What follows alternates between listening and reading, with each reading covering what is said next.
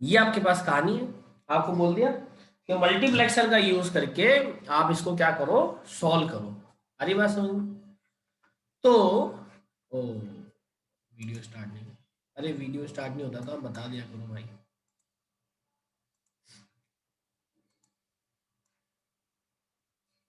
देखो, तो इसमें क्या बोला गया है कि मल्टीप्लेक्सर का यूज करके आपको ये बताना है कि ये इक्वेशन को किस तरीके से मल्टीप्लेक्सर में रिप्रेजेंट किया जाएगा। आ रही बात समझ में?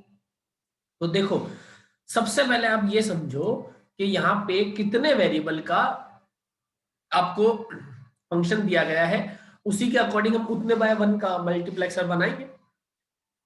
तो यहाँ पे फंक्शन में 1 2 3 6 7, तो मैक्सिमम जो नंबर है, जो मैक्सिमम नंबर है वो 7 है। ठीक है, अब मैक्सिमम नंबर 7 है, तो 7 जो आता है वो मैक्सिमम आपके 4 वेरिएबल के मैप में आता है ना। 4 वेरिएबल कहाँ, 3 वेरिएबल में, 3 वेरिएबल में आता है। तो 3 वेरिएबल में क्या के मैप की होती है, 0 से लेकर 7 तक, 0 से लेकर 7 तक। तो यहाँ पे मैक्सिमम नंबर 7 है, तो इसका मतलब 3 वेरिएबल के मैप आया। तो 3 वेरिएबल का मतलब यहाँ पे सीधा सीधा सा हो गया कि आपके पास 3 तरीके के तो यहाँ पे वेरिएबल है। आ रही बात समझ में? इतना क्लियर है? ये मेन है हमारे पास जो क्लियर होना है। ठीक है, कि 3 तरीके के हमारे पास वेरिएबल है। अब वो वेरिएबल है कौन कौन से, तो मान लो सबसे पहले तो टेबल बनाते हैं। देखो इधर समझते जाओगे।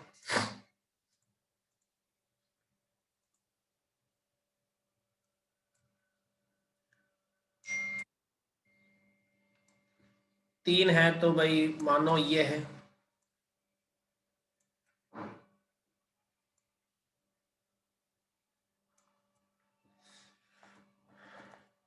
ठीक है। 3 वेरिएबल मान लिए, ए बी सी, ठीक है, 3 वेरिएबल हो गए। और एक आउटपुट हो गया। आउटपुट को तो आप कुछ भी लिख सकते हो, आई वाई वट एवर, जो भी आपको लिखना हो। मान लो इधर हमने लिख दिया आई, या एफ लिख दिया, क्योंकि एफ फंक्शन गिवन है ना, ये लो एफ लिख दिया। 3 वेरिएबल के हिसाब से क्या बन गया भाई, 2 की पावर 3 मतलब 8 कॉम्बिनेशन होते हैं, तो 1 2 3 4, 1 2 3 4। तो 2 की पावर 3 कितने हो गए, टोटल 8 यूनिक कॉम्बिनेशन बन रहे हैं, है ना। टोटल 8 यूनिक बन रहे हैं। Power 3 is equal total 8 unique combination. फिर ऐसे ही 0 0 1 1 0 0 1 1। फिर ऐसे ही 0 1 0 1 0 1। ठीक है। अब एफ को किस तरीके से रिप्लेस करोगे, मतलब एफ को किस तरीके से प्लेस करोगे आप, ये देखो, ये ध्यान से समझना, ये जो मैं समझाना चाह रहा हूँ। यहाँ पे जो एफ है ये बहुत इंपॉर्टेंट है। ये जो एफ है ये बहुत इंपॉर्टेंट है। एफ को ही रिप्रेजेंट करना हमारा मेन मोटो है। तो एफ को हम लोग ऐसे नहीं ट्रुथ टेबल के जैसे कि यहाँ पे कोई एंड ऑपरेटर अप्लाई कर दिया, कोई और अप्लाई कर दिया, या D0 D1 लिख दिया, नहीं। इसको अभी देखेंगे कि सामने जो फंक्शन दिया गया है उस फंक्शन में क्या है। उस फंक्शन में 1 2 3 4 5 6 है। तो इसका मतलब क्या हुआ, इधर 0 आता है, इधर 1 आता है, इधर 2 आता है, इधर 3 आता है, ये 4 आता है, फिर ये 5 होता है, फिर ये 6 होता है, फिर ये 7 होता है। तो अब 1 2 3 6 7 पे लगाना है, तो 1 2 3 6 7, उस पर 1 लगा दिया। और बाकी सभी पे मैंने क्या लगाया, 0।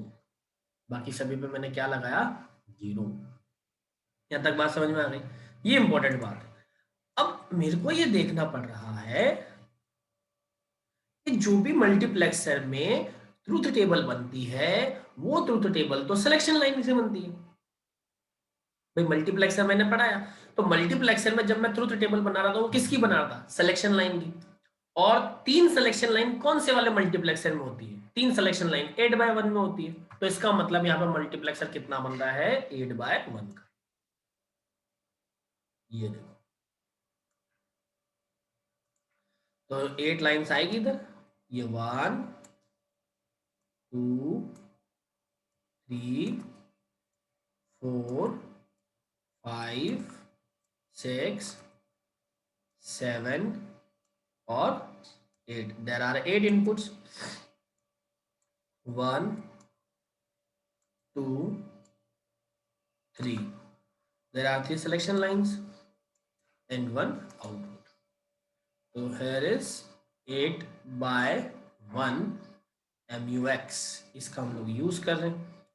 तो जो 3 सिलेक्शन लाइन्स है उनको नाम दिया ABC, S0, S1, S2। यहाँ पर इनपुट होंगे D0, D1, D2, वो इनपुट कुछ भी हो सकते हैं, D3, D4, D5, D6 और D7, और यहाँ पे एक F आउटपुट आ जाएगा। अब ये किस तरीके से जाएगा, देखो एक तो हो गया कि अगर इसको सिंपली सॉल्व करना हो, इक्वेशन को मल्टीप्लेक्सर के फॉर्मेट में बताना हो, तो ये बता दिया, हमारा आंसर खत्म हो गया, बस इतना ही करना होता है। अगर एग्जाम में क्वेश्चन आए कि represent the given algebraic equation in the form of MUX, तो ये MUX के फॉर्म में बता दिया, हमारा ये फाइनल आंसर हो गया। लेकिन हमें चेक करना है क्या मैं इसको और छोटा बना सकता हूँ, और छोटे मल्टीप्लेक्सर के साथ काम कर सकता हूँ क्या, क्योंकि जितना बड़ा मल्टीप्लेक्सर लोगे उतना ही उसको अपनी जो है कैलकुलेशन में हल्का सा टाइम लगेगा, मिली सेकेंड्स की भी कैलकुलेशंस भी हम लोग टाइम की बात करते हैं तो वो तो लगेगा। तो इसीलिए अगर यही काम मेरा छोटा मल्टीप्लेक्सर से होता है तो मेरी पहली प्रायोरिटी उसको है। तो ये आपकी रिस्पॉन्सिबिलिटी बनती है कि आप चेक करो कि क्या इसको हम लोग छोटे मल्टीप्लेक्सर से इसको काम को कर सकते हैं या नहीं। कैसे पता पड़ रहा है, समझो। अब बहुत ध्यान से, अभी देखो अगर यहां तक भी छोड़ के आते हो तो कोई गलत बात नहीं है, कुछ गलत नहीं है इसमें, ये सही है। ये क्वेश्चन यहाँ पे खत्म हो गया, मेरी बात को समझना बच्चों, ये क्वेश्चन यहाँ पे खत्म हो गया है, इसमें कुछ गलत नहीं है, सही है। लेकिन हमारी रिस्पॉन्सिबिलिटी बनती है कि हम इसको और अगर छोटा होता है तो पहले हम लोग वो करें। तो दिस इज आवर रिस्पॉन्सिबिलिटी, तो हम लोग उसके अकॉर्डिंग देखते हैं बच्चों, समझो। 0 0 0 0 0 0 1 और फिर 1। आप क्या देख रहे हो इस केस में, आपको क्या देखने को मिल रहा है, एक यूनिक चीज देख रहे हो। इस सिर्फ इतने पार्टीशन को देखो, या ऐसे समझो इतने पार्ट को देखो। इतने पार्ट को देखने पे क्या समझ में आ रहा है कि यार A और B तो दोनों ही 0 0 है, और जो C की वैल्यू वही F की वैल्यू। तो इसका मतलब मेरे दिमाग में ये बैठा कि A और B अगर दोनों 0 0 हुए ना, A और B दोनों 0 0 हुए, तो रिजल्ट हमेशा C आएगा। तो रिजल्ट हमेशा क्या आएगा, C। कि A भी 0 0 और B भी 0, मतलब A 0 B 0, A 0 B 0 दोनों 0 0 हुए, तो रिजल्ट तो हमेशा 0 1 यानी C आना, क्योंकि 0 1 C की। यहाँ तक समझ गए, चलो। तो मतलब इसमें C का इफेक्ट नहीं हो रहा, डायरेक्ट ही हमारे पास रिजल्ट आ रहा है। आगे दो को जब मैंने एनालाइज किया तो मुझे क्या समझ में आया कि अच्छा, अगर A और B 0 1 है, A0 B1 A0 B1 A0 B1 A0 B1, A जो है 0 है और B और अगर 1 है, तो C 0 हो या 1 हो कोई फर्क नहीं पड़ रहा, रिजल्ट हमेशा डायरेक्ट 1 आ रहा है। तो इस केस में जो रिजल्ट आ रहा है वो 1 आ रहा है, वो रिजल्ट क्या आ रहा है, डायरेक्ट 1 आ रहा है। बस A0 और B1 होते ही रिजल्ट 1 हो जाएगा। अब C की वैल्यू क्या, उससे हमें कोई फर्क नहीं पड़ रहा। ये मेरा सेकंड वाला था। अब ऐसे ही मैं इस थर्ड वाले पे थोड़ा सा ध्यान देता हूँ, तो क्या देखता हूँ इस थर्ड वाले पे, अच्छा A की वैल्यू 1 और B की वैल्यू 0 अगर हो जाए, A1 B0 A1 B0, तो A की वैल्यू 1 और B की वैल्यू अगर 0 हो जाए, तो C की वैल्यू क्या है उससे कोई फर्क नहीं पड़ रहा। देखो C की वैल्यू 0 है तो भी रिजल्ट 0, C की वैल्यू 1 है तो भी result 0। That mean if A is equals to 1 and B is equals to 0, then C always or result always should be 0। Result हमेशा क्या आ रहा है, 0 आ रहा है, C पे डिपेंड नहीं हो रहा। तो इन केस या इसका सिंपल सा मतलब है कि C पे जो डिपेंड है इस वेरिएबल की, इस मल्टीप्लेक्सर की, वो खत्म हो रही है।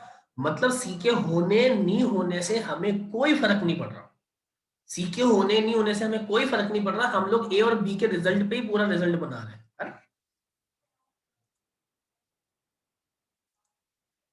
अब आगे बात करते हैं। देखो A और B अगर दोनों 1 है तो C क्या हो, उससे क्या फर्क पड़ता है, रिजल्ट तो वापस से 1 आएगा, रिजल्ट तो वापस से 1 आएगा। तो इसका मतलब इस पूरे मल्टीप्लेक्सर में से अगर सी को हटा दोगे तो कोई फर्क नहीं पड़ेगा।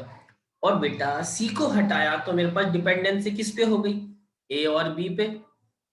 तो देखो if we remove C then truth table is drawn as per A and B, A और बी के अकॉर्डिंग होगी।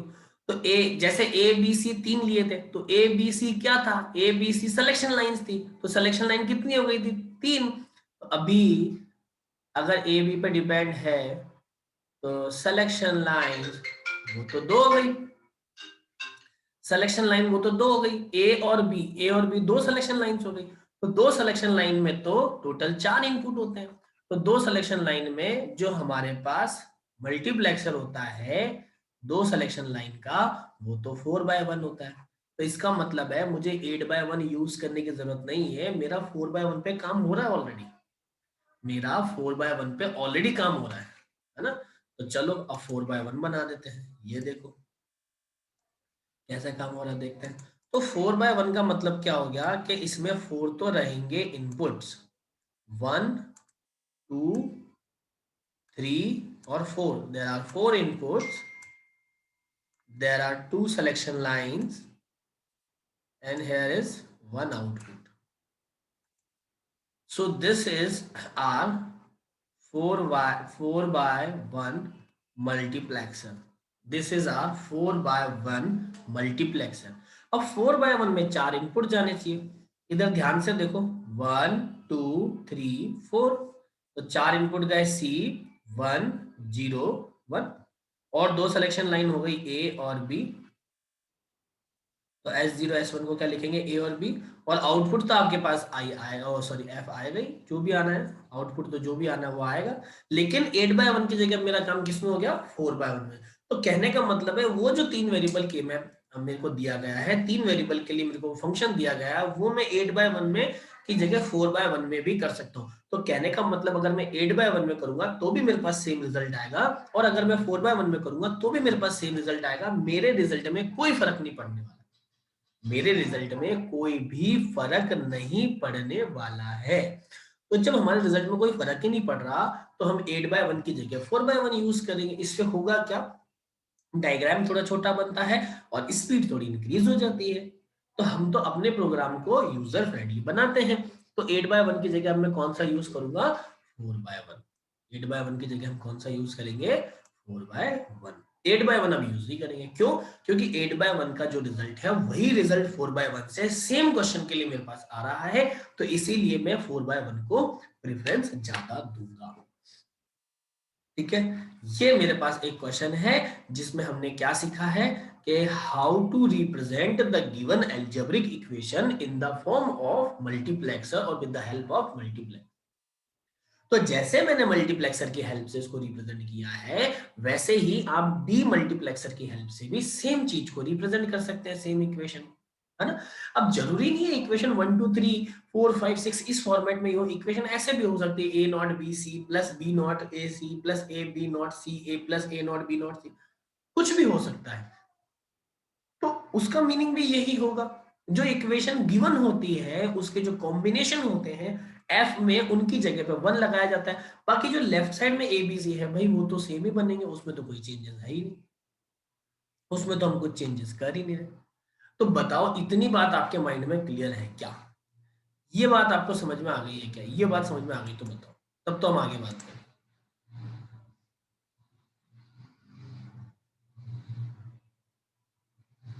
सभी को समझ में आई है क्या, सिर्फ अनुसया ने मुझे बोला है समझ में आ गई है, बाकी हुआ क्या सीन है भाई।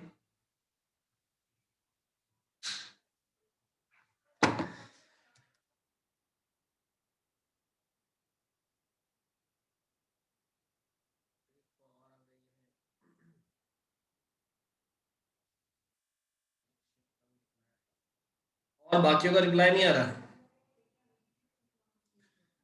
बाकियों का भी तो रिप्लाई आना जरूरी है।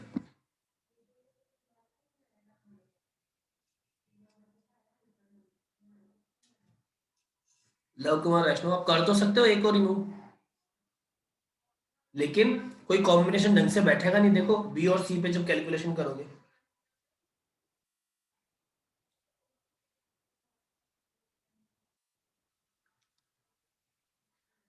कोई कॉम्बिनेशन बैठेगा नहीं,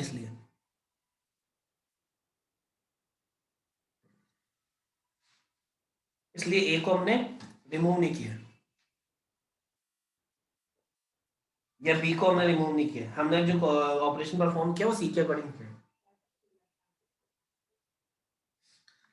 बताओ सब अभी समझ में आया क्या? क्लियर है क्या आप सभी को? अगर क्लियर है तो हम आगे वाली बात करेंगे।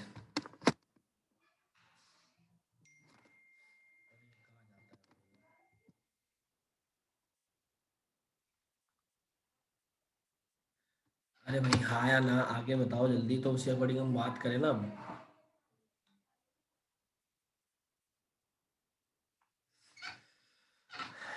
ठीक है,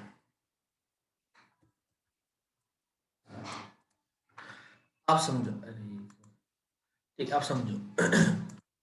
अब हम जो पढ़ने वाले हैं वो हम पढ़ने वाले हैं डिकोडर। तो डिकोडर होता क्या है? Decoder is a multi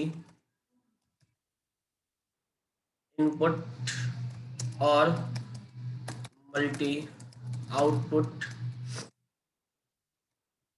logic circuit which decodes n inputs into 2 raised to the power n possible outputs।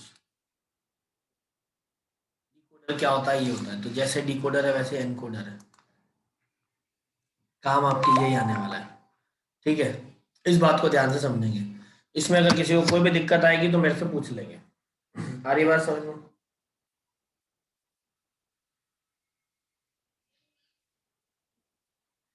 आप बहुत ध्यान से समझेंगे बच्चों, बहुत ध्यान से समझेंगे। जो मैं समझाना चाह रहा हूँ बहुत इंपॉर्टेंट पार्ट है आप इसका।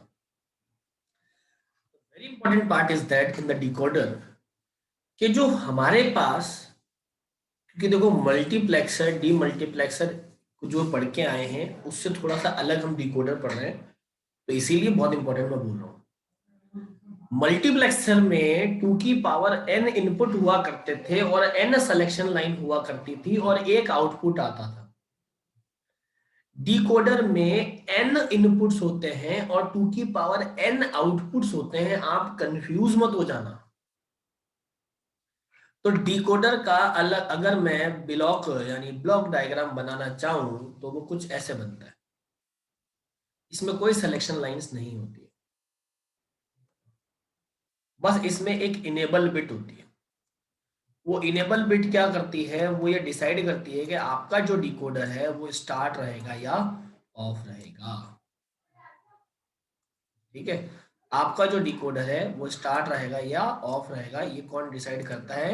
ये डिसाइड करेगी आपकी इनेबल बिट्स। और जितने इनपुट्स आपके पास हैं उन सब इनपुट्स की जितनी पॉसिबिलिटीज होंगी उन सब पॉसिबिलिटीज से रिलेटेड आउटपुट आपको ये डिकोडर जनरेट करेगा।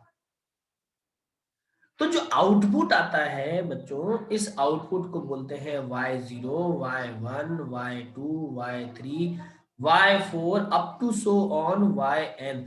तो ये जो टोटल आउटपुट्स आते हैं ये 2 raise to the power n होते हैं, where n is the total number of inputs. मैं यहाँ पे लिख भी देता हूं, where n is the total number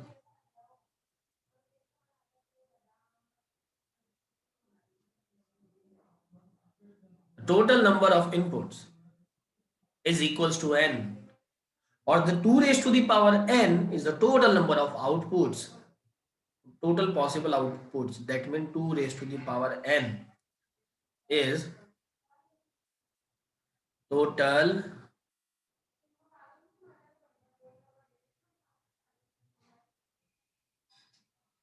number of outputs. Is it clear ना? अब यहाँ पे जो इनपुट है बेटा, ये इनपुट कुछ भी हो सकते हैं यार, आप ए बी सी डी भी मानो, आपकी इच्छा है, मतलब आप कुछ भी लिख सकते हैं, ऐसा कोई फिक्स नहीं है, इस बात को ध्यान रखना। मैं ए बी सी लिख सकता हूँ, D0 D1 लिख सकता हूँ, इट्स डिपेंड ऑन अस कि हमारे लिए क्या सिंप्लीफाई है, हम लोगों के लिए क्या इजी पड़ रहा है, हम उसको लेंगे। ठीक है, तो अभी के लिए मैं इसमें ए बी सी डी लिख रहा हूँ, और up to so on n terms तक वो जा रहा है। ठीक है, कुछ भी हो सकता है वो। तो ये क्या है, this is your decoder, this is your decoder which take n inputs and produce 2 raised to the power n outputs, which take n inputs and produce 2 raised to the power n outputs, right? तो multi input लेता है, multi output लेता है, लेकिन जितने भी outputs हैं वो डिपेंड करते हैं आपके इनपुट्स पे, इसमें तो कोई दिक्कत नहीं। अभी आप कहो उतने का डिकोडर हम लोग बना लेते हैं, छोटा सा डिकोडर बनाते हैं जिससे कि चीजें इजी रहे। तो एक एग्जाम्पल के लिए मैं आपको n is equal to 2 inputs और 2 रेज टू द पावर 2, मतलब n की वैल्यू 2 होगी, तो 4 आउटपुट्स का एक डिकोडर बना के बता दो। ठीक है, तो अगर इसका मैं सबसे पहले ब्लॉक डायग्राम बनाने की कोशिश करूंगा, तो I hope so block diagram कुछ ऐसा बनेगा, राइट? ये बेटा ब्लॉक डायग्राम कुछ ऐसा बन रहा है, like this, there are 2 inputs in this decoder and there are 4।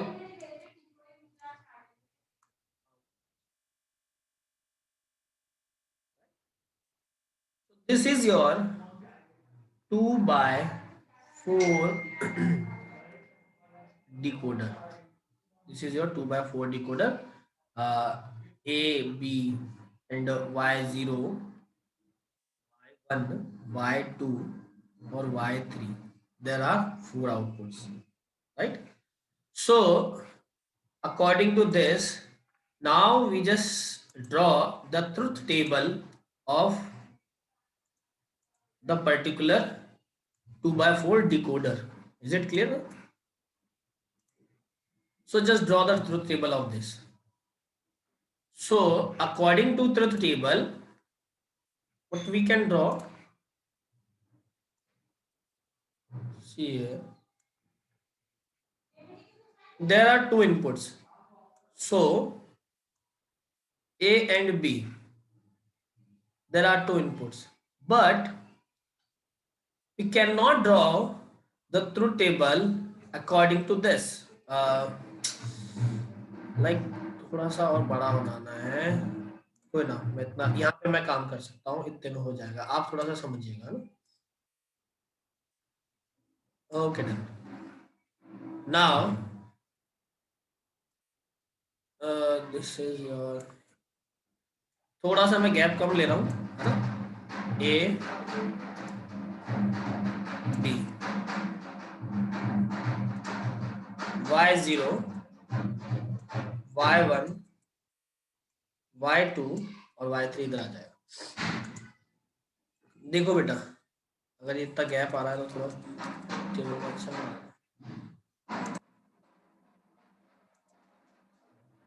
A Y0, Y1, Y2 and Y3।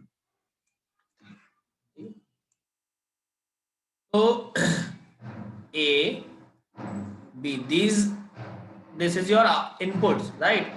Y, अब देखो यहाँ पे आप चाहो तो Y0 से Y1 लिख दो, चाहो तो मतलब राइट टू लेफ्ट लिखो या लेफ्ट टू राइट लिखो, ये आप पे डिपेंड है, आप कुछ भी लिख सकते हो, है ना? लेकिन जनरली हम इसको लिख ऐसे रहे,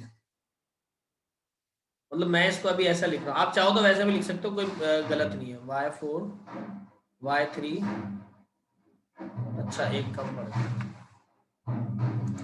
Y2 और Y1 और Y0। ऐसा भी लिख सकते हैं, और ऐसा कुछ जरूरी नहीं है ऐसे कि आप बोलो यार सर ऐसा कैसे लिख रहे हो, हम तो वैसे लिखेंगे, कंफ्यूज हो रहे हैं हम तो, कोई बड़ी बात नहीं, तो आप वैसे भी लिख लो, इधर से y0 स्टार्ट कर लो, ऐसा कुछ नहीं है, ठीक है ना। y0 y1 y2 y3 y chat में मैसेज है। हाँ वो मैंने बाय मिस्टेक लिख दिया। ये हो गया ए बी, y4 नहीं y3 से ही होगा, तो y0 y1 y2 और ये y3, ठीक है। आप चाहो तो इसको इधर से भी लिख सकते हो ना, जैसे मैंने पहले लिख के बताया था, जैसे y3 y3 y3 y2 y1 y0 दोनों ही सही है। अब दो वेरिएबल के कॉम्बिनेशन कितने बनेंगे, चार, 0 0 0 1 1 0 1 1। अब हमेशा याद रखो, एक बार y0 1 होगा तो बाकी सब 0 होंगे, फिर दूसरी बार में y1 1 होगा, बाकी सब 0 होंगे, तीसरी बार में यहाँ पे y2 1 होगा, बाकी सब 0 होंगे, और चौथी बार में y3 1 होगा, बाकी सब 0 होंगे। ये ट्रुथ टेबल आप बहुत इजीली बना सकते हो, ये आपने बनाई भी है भाई, आपने पहले कैसे बनाई है मल्टीप्लेक्सर में, ए S0 S1 बना के, और यहाँ पे D0 D1 D2 D3 इस तरीके से लिखा है, मैंने इसको थोड़ा सा एक्सपेंडेड फॉर्म में बना दिया। लेकिन यहाँ पे एक बहुत इंपॉर्टेंट पार्ट होता है जो कि अब मैं आपको समझाने जा रहा हूँ, वो इंपॉर्टेंट पार्ट यहाँ पे इस ब्लॉक में अपन समझेंगे। यहाँ पे द मोस्ट इंपॉर्टेंट एक बिट होती है which is called enable bit. बच्चों इनेबल बिट डिकोडर में बहुत इंपॉर्टेंट पार्ट रोल प्ले करती है। इनेबल बिट को हम लोग ई से रिप्रेजेंट करते हैं, और किसी भी एक बिट की दो वैल्यूज होती है, आइदर 0 और 1। If the value of enable bit is equal to 0, that mean your decoder is stopped. आपका जो डिकोडर है वो अभी स्टॉप है, वो नहीं चल रहा है, ठीक है। और अगर आपके इनेबल बिट 1 है, दैट मीन आपका जो डिकोडर है वो क्या हो गया है, स्टार्ट हो गया है, वो रनिंग कंडीशन है। तो इनेबल बिट 1 होने का मतलब रनिंग कंडीशन है। तो यहाँ पे लास्ट में मैं इनेबल बिट बना रहा हूँ, आप चाहो तो फर्स्ट रो में भी इनेबल बिट बना सकते हो, मैं लास्ट रो में बना रहा हूँ, ठीक है, वो कभी भी बना सकते हो, उसमें मतलब ऐसा कुछ नहीं। तो अगर आपका ये देखो पूरा वर्किंग मेथोडोलॉजी चल रहा है, दैट मीन यहाँ पे सब जगह इनेबल बिट क्या है, 1 है, तभी ये चल रहा है, वरना ये डिकोडर चलता ही नहीं। अब अगर मान लो इनेबल बिट 0 हुई तो ये भी 0, ये भी 0, और जब ये दोनों 0 है तो ये सारी सिचुएशन क्या हो जाएगी, 0। तो enable bit is the most important part, enable bit is the most important part. तो इनेबल बिट, अच्छा बहुत सारी आप जब टेबल देखोगे तो इनेबल बिट में 0 वाली कंडीशन को सबसे पहले बनाया गया है, वो हमारे पे डिपेंड करता है, तो मैंने 0 वाले को लास्ट में। तो अगर मेरे पास ये सारा पैटर्न चल रहा है, दैट मीन इनेबल बिट 1 है, और ये सारा पैटर्न नहीं चलेगा तो इनेबल बिट उस केस में 0 हो जाएगी, तो सब 0 0 हो जाएगी, ठीक है। इनेबल बिट हमारे पास मोस्ट इंपॉर्टेंट पार्ट है। तो अब आपके पास ये आ गया है, अब मुझे बताओ यहां तक आप सभी को बातें क्लियर है क्या। अगर यहां तक बातें क्लियर है तो बहुत बढ़िया बात है। इसके बाद मुझे क्या करना है, सिर्फ और सिर्फ इस डिकोडर की ट्रुथ टेबल मैंने आपके सामने बनाई है, 2x4 डिकोडर, मैंने एक एग्जांपल लिया है, इसका हम लोग अलजेब्रिक फंक्शन बनाने वाले हैं। अलजेब्रिक फंक्शन बहुत इजी है, अलजेब्रिक फंक्शन के बाद सर्किट डायग्राम हम लोग बनाने वाले हैं। तो चलो इसका मैं एक अलजेब्रिक फंक्शन भी बनाई देता हूँ। अलजेब्रिक फंक्शन, तो अलजेब्रिक फंक्शन किस किस का बनेगा, जब मेरे पास आपकी इनेबल बिट 1 होगी उन्हीं का। तो देखो यहाँ पे y0 1 है, तो y0 1 है, तो y0 का जो फंक्शन है वो बन रहा है a not b not, y1 का जो फंक्शन बन रहा है वो बन रहा है a नॉट और b, y2 का जो फंक्शन बन रहा है वो बन रहा है a b नॉट, और y3 का जो फंक्शन बन रहा है वो बन रहा है a b। ये देखो y1 इधर से बना, y2 इधर से बना, और y3 इधर से।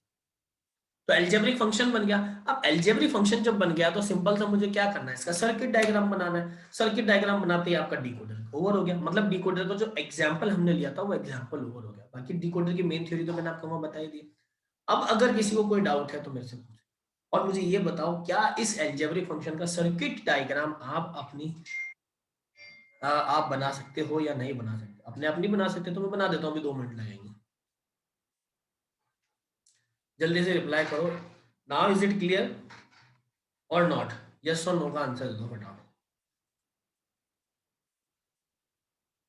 बना लोगे, अनुसुया ने कहा बना लेंगे। बाकी बच्चों का क्या सीन है भाई? क्लियर है? अमित को भी क्लियर है, हम आज्ञा को क्लियर है। What about others guys? आप बना लोगे इसका सर्किट डायग्राम? Very good. तो आप बना लोगे तो बहुत अच्छी बात है, आप इसको नोट कर लो जल्दी से। Very good. तांजलि का भी रिप्लाई आ गया, बना लेंगे। यस शुभम, आप अनम्यूट कीजिए, क्या कहना चाह रहे हो? Good morning sir. Good morning. Sir मैं ऐसे पूछ रहा था सर, असाइनमेंट कॉपी का बोला है सर डिजिटल इलेक्ट्रॉनिक्स का। हाँ तो आप असाइनमेंट दोगे मतलब ऐसा? हाँ ठीक है, मैं असाइनमेंट दे दूंगा, कोई दिक्कत नहीं है। हाँ क्योंकि एक माइक्रो प्रोसेसर नहीं नहीं नहीं, आपको तो थर्ड ईयर में बोला है ना सर ने। हाँ थर्ड ईयर में बोला है। आपको थर्ड ईयर में काव्या मैम देगी, क्योंकि आपके वो जो मशीन से आप उसके कर रहे हो ना, माइक्रो प्रोसेसर वाला। है माइक्रो प्रोसेसर का जो आप प्रैक्टिकल कर रहे हो ना, हम्म। सिंगल बिट मल्टी बिट, वो एडिशन सब्ट्रैक्शन वाले मल्टीप्लेक्स वहां पे, तो वो ओके काव्या मैम आपको देंगी, वो लिखना है, ये नहीं लिखना होगा। Okay sir sure. और इस सब्जेक्ट का फर्स्ट ईयर को कोई असाइनमेंट रजिस्टर नहीं बनाना अभी तक तो, है ना? थर्ड ईयर को जो बनाएंगे तो काव्या मैम देगी, क्योंकि मैं तो आपको फर्स्ट यूनिट पढ़ा रहा हूँ, असाइनमेंट वाला नहीं सर, पार्ट आपके मैम ने ऐसे बोला कि 3 पार्ट है तो बाकी के पार्ट का वो सर ही देंगे। है। क्या हुआ? 3 पार्ट है ना मतलब हाँ एक माइक्रो प्रोसेसर मैम ने पढ़ा दिया, दूसरा आपने चालू करा है और तीसरा मैम ने अब चालू करा है मतलब। हाँ, तो तीन एक्चुअल में, हाँ, ये तीन ही है ना, तो मैम बाकी पढ़ाएगी, एक पार्ट मैं पढ़ा रहा हूँ उसका, जिसको यूनिट 1 बोल रहे हैं। ठीक है, एक बार आप मैम से बात कर लीजिए सर। हाँ हाँ, कोई दिक्कत नहीं। ठीक है ओके। और किसी को कोई डाउट नहीं गाइस? वेरी गुड, मैं एक मिनट रिकॉर्डिंग ऑफ कर देता हूँ। Thank you so much for today.